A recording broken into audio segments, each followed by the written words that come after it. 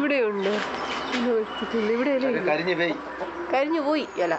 ഇവിടെ തെളിയൊക്കെ കരിഞ്ഞു. അപ്പം നമുക്ക് ഇവിടെ താഴെ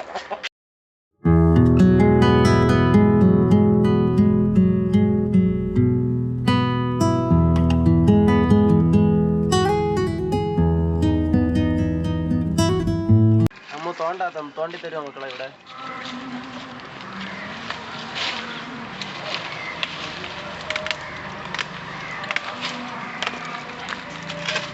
മക്കളെ തോണ്ടണ്ട, മാറ്. വെറുതെ പറഞ്ഞോ തോണ്ടിത്തരാൻ.